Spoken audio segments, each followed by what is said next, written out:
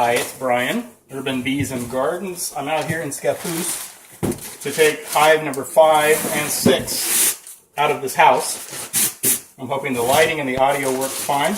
I'm just going to let it roll. Alright, what we have here is some honey, some dry, unoccupied comb. There's brood over here. I don't know if the camera will pick it up, but it's a more chocolatey brown, matte colored finish. It doesn't shine at all. Whereas this honey is either on the whiter side or is on a dark kind of grayish side, and it looks like ice on a lake. If you've ever seen dark ice or light ice that's on top of fluid. And that's how you can tell right away whether it's comb, brood rather, or honey.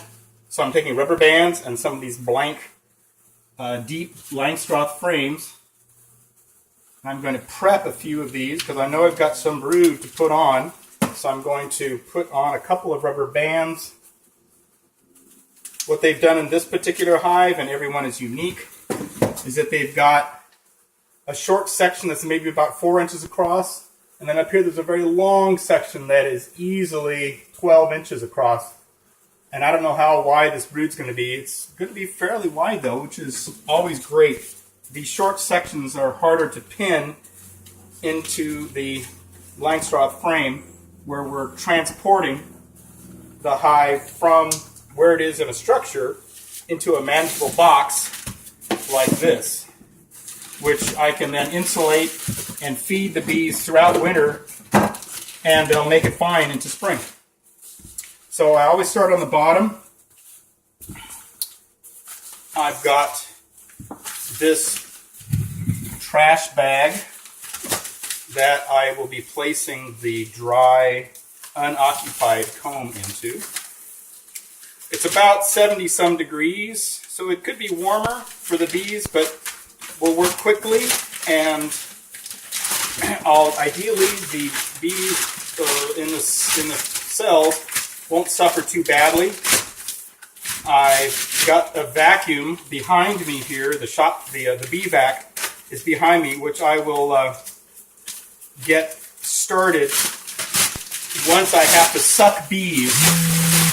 But what I attempt to do is keep as many bees on the comb as possible, and then as needed I will suck bees off of the comb, and once they're sucked off, all of them, I will pour them into the box in sort of a quick little maneuver, which is on a separate video. Okay, so I'm looking at where the honey, the filled honey starts, and I'm just going to slice. And this is pretty typical bee behavior. They're ignoring me. On rare occasions, you'll find bees that are very antagonistic to this cutting away, which who can blame them? I wouldn't. But this is your typical bee behavior, just like this.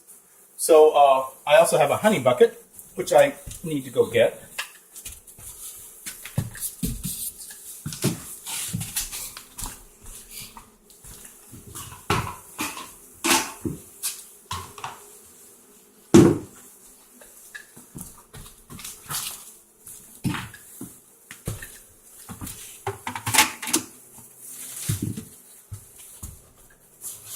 So my goal is to keep this honey as intact as possible so that I can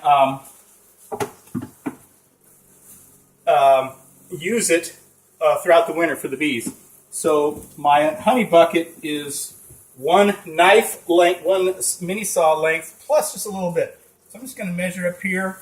I'm going to cut it right here because that'll be the total height of the bucket I've got today. I'm being careful to saw only through this one sheet of comb. I don't want to saw behind and start killing bees, and there might be brood back there as well, so I want to be careful of that. Once I've done an initial sawing It's sort of like loosening a tooth. You just sort of wiggle back and forth like so until it releases like that. And then there are going to be a few bees on it. And as soon as a beekeeper exposes cells that have honey in them, lots of bees from the hive start to come running, and their main objective is in drinking some of that honey. So I get it as bee-free as I possibly can. I'm just going to lay it right there in the box. I'm going to put the lid on it so that more bees can't go to it. I've got water here that I can spritz to keep my hands from getting too thick with honey, which makes it sort of non-functional. So I'm just going to use my hand here because it's a little quicker. I'll use the tool. Here we go. So here's my next section of honey, right up here. And I'm noticing that this piece here is really loose because it's where I had to cut with the Sawzall, because I used a Sawzall to cut this section open. And this is an abandoned house, so I could cut any way I wanted. I didn't have to concern myself with any kind of follow-up repatching. So I just kind of cut willy-nilly without any regard to any patching. But under normal circumstances, I'd be very careful, make straight lines, be really precise. So there's our section number 2. I'm getting it as bee-free as I can.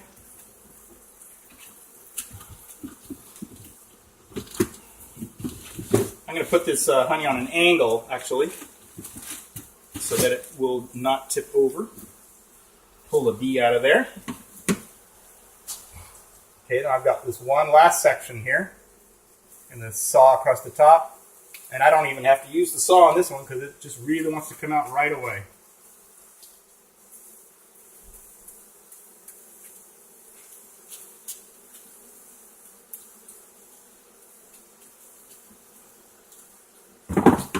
Third piece.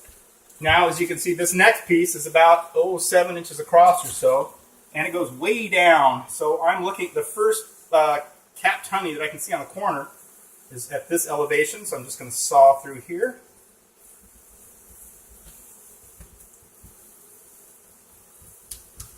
Now, sadly, there's this tar paper in here, which makes it very hard to do the wiggling. I'm going to take out a separate section here. The comb itself actually goes down another 7 or 8 inches past this kickboard, but we'll attempt to move it out as much as we can. So as sometimes happens, it's dry on my side, but on the far side, they have just started to put down some honey. So even though this has some honey, and I'm still going to pretend, I'm going to treat it as if it's dry, and I'm going to put it in the dry bag.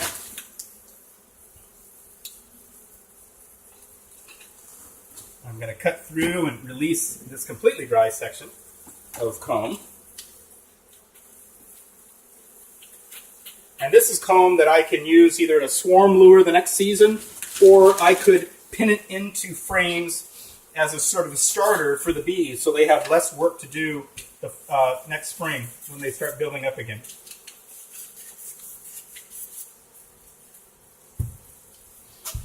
I also have a cloth here which doubles as a softening on the floor for kneeling, as well as drying off your hands. You need to dry off a little bit. Okay, here's our first section of honey. Number 2, we can go about this high.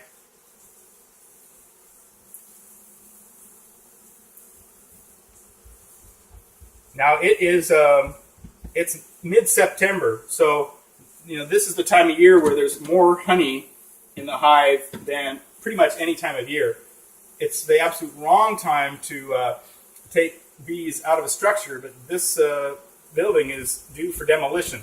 So it's either take the bees out now or see them get destroyed by the bulldozer. So this seems like a real reasonable way to go. This is all out in Scappoose with a company called Cal Portland. There were a total of 6 hives in this one building. And I'll note that immediately to my left, this opening here. I don't know if the camera picks it up, but there's honeycomb traces up here because there was a hive right here. And to be honest with you, I did not even notice that there was a fifth hive here immediately adjacent to this one. So what that shows is that bees will occupy, they can be immediate, next door neighbors if they feel the need. There's theories and judgments about wild bees not wanting to be any closer than 50 feet from each other. But this example of just wild bees in an abandoned house, this house hasn't been occupied for 10 years, is a statement against that presupposition. There's our next piece of comb.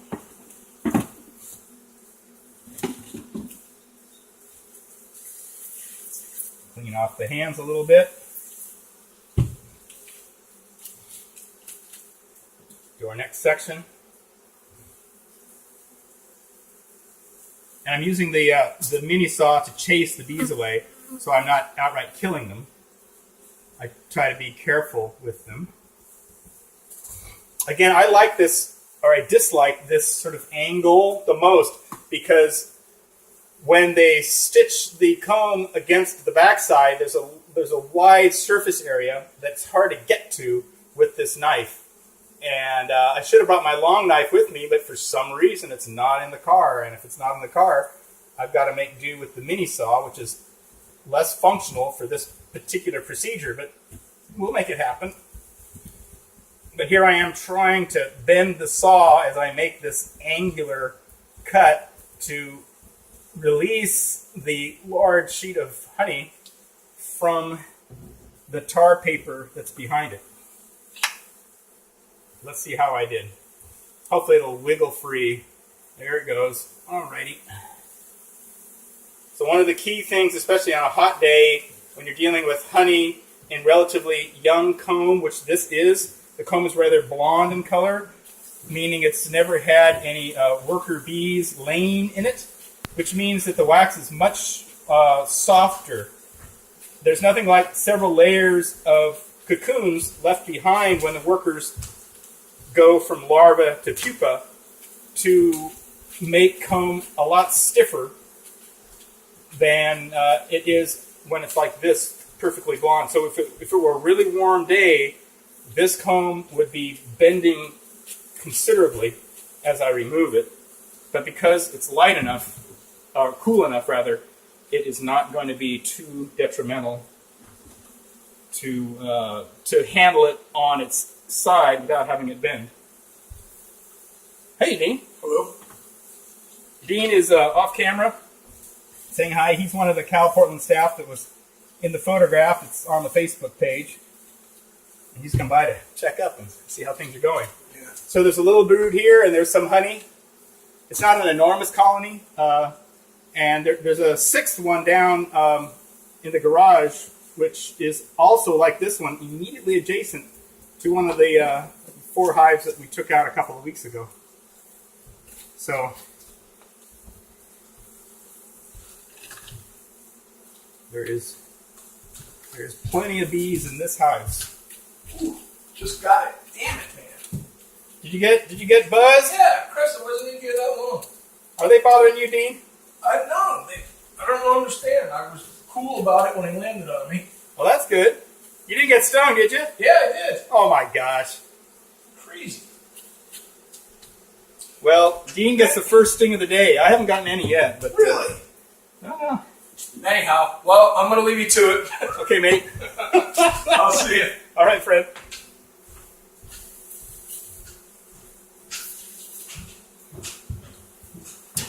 Okay, so that takes care of 2 sheets. Now we're getting into the really broad ones. This is all one. Well, it looks like at some point they knit it together. At this point here, it's like a pair of pants. There's one here, there's one here, and here's the crotch, and then it goes up to a smallish waist.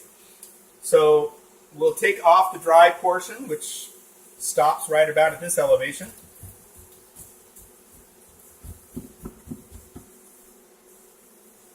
Oh, hey, I'm happy that that all came out really. They did not knit that to the wood in the back at all. That's royally great. I like that. There's a dry piece of comb. Now we head into the land of honey. Here's a nice little feature, which I'll see from time to time. A lot of social insects will cohabitate.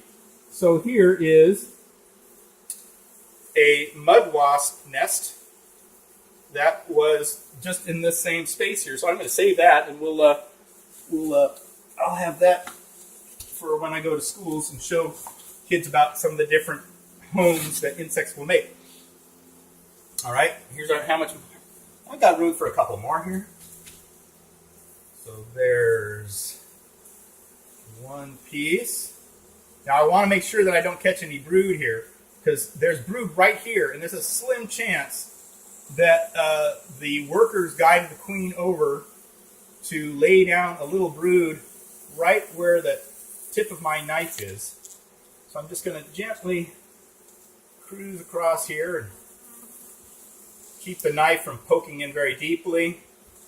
It goes straight across. I like the way they've organized this hive, though, I must admit. So they have the honey on one side and the brood on the other. Just the brood that's in this one corner. In fact, there's brood all the way down this very corner here. And there's no nurse bees covering it, which is unusual.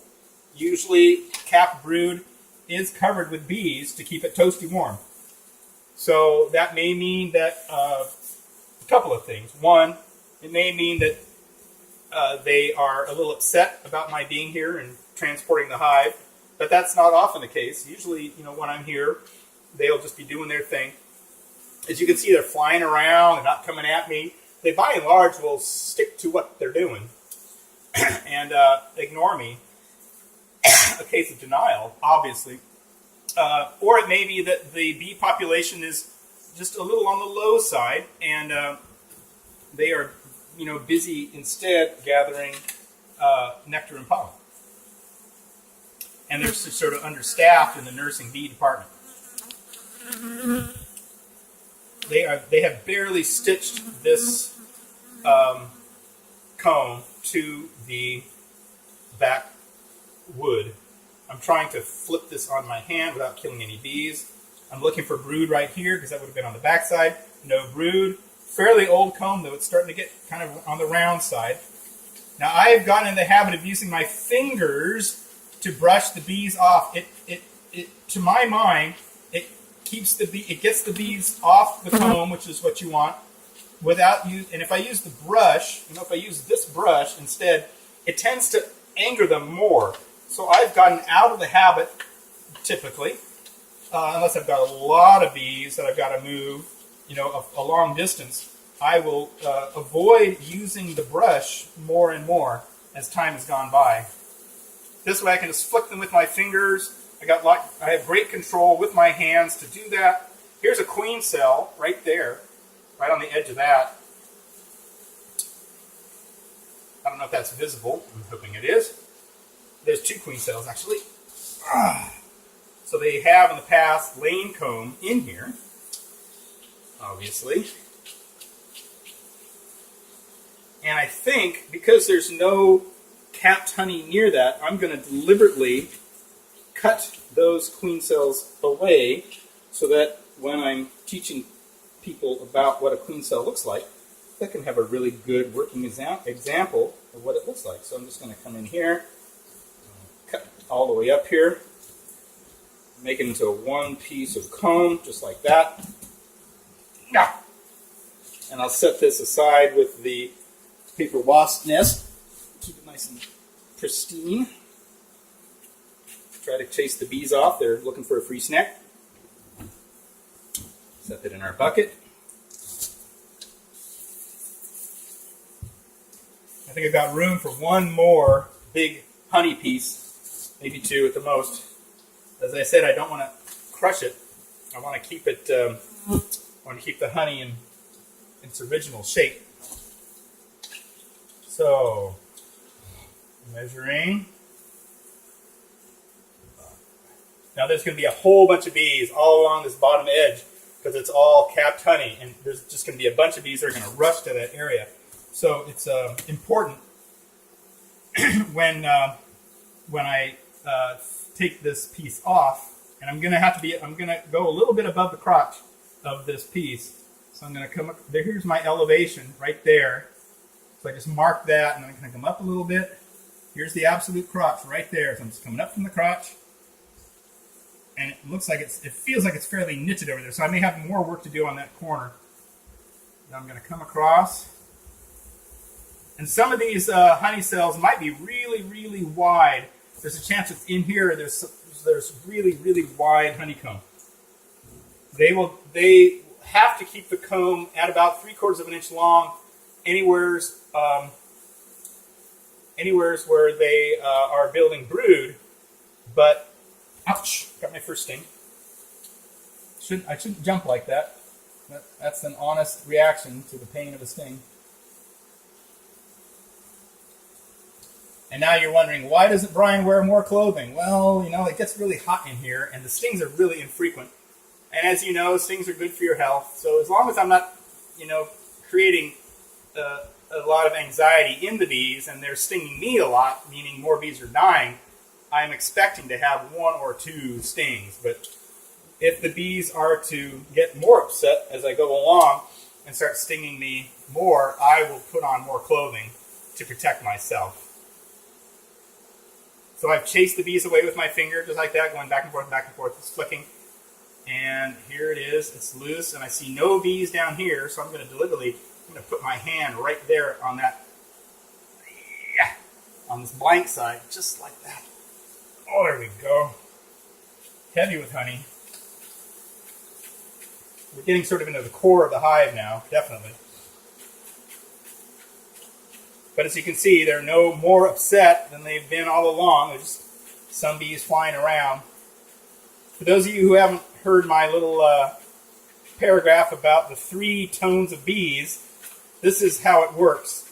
Bees, when they're normally happy and just flying around, they'll make a noise like, just like you would hear in here. They're like, they're busy doing bee stuff. And they might fly around you and stuff like that, but they don't notice you or anything. They're just not really, you're not a part of what they're thinking about. So that's the normal tone of bees.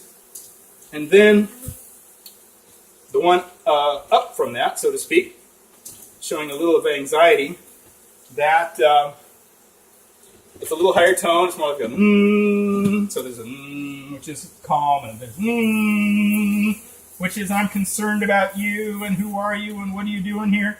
And they tend to fly faster a little bit, and they will kind of fly side to side, like they're investigating you from different angles. They will do that. They might land on you and run around a little bit. They'll pick up their pace on you, but they won't sting you. Typically, they don't. They are not in the mood to sting. They are just concerned. Some mixture of curiosity and concern. Best thing to do if bees do that is to stay as calm as possible, because if you get anxious, just like a dog, it will inspire them to be more anxious. And then the third level is, it's a high tone. They fly right at you, either your hair typically, or face, or clothing, and they will immediately try to press their body down against you and sting you. And my advice when bees are doing like that is just to calmly put the hand against what they have flown to, your hair, or your face, or your clothing, and crush the bee up against your body if you don't want the stinger to get into you. That's my advice. If you flick them away, you run the risk that the bees will just come back and pick another point to get you. It's rare that bees do that under normal circumstances. Even when working in the hive, it can happen.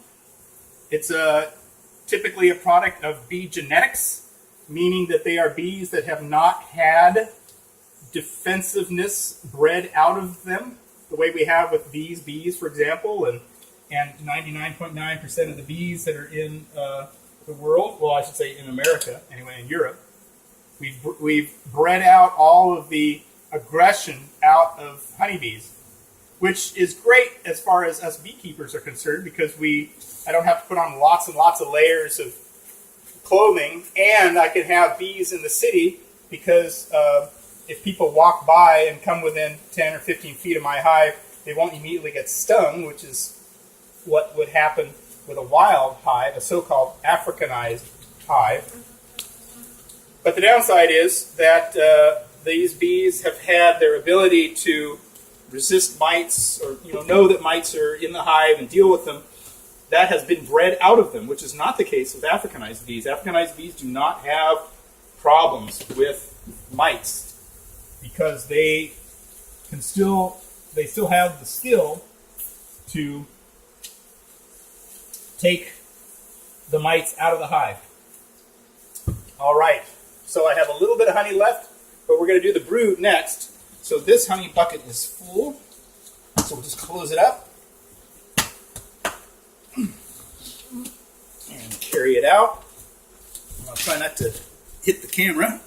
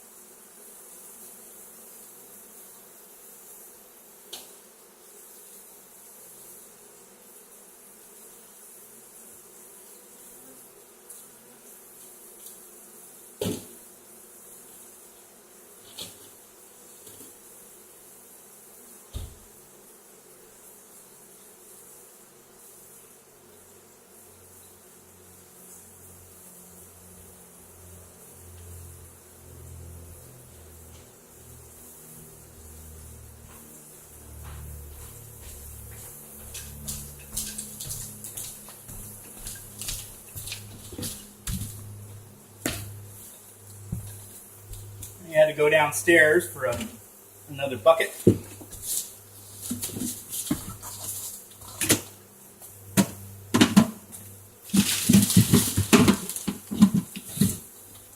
All right, now we're going to move into the rescuing of the brood, and then a little vacuuming. So I did prepare 2 frames. So what I've got here is I've got brood that goes, a frame that goes way down that I can't really release, but I've got brood that goes to this level right here. So, and I want an 8-inch high piece. So that means it is the length of the knife, the saw, without the handle. So, there is my length of saw without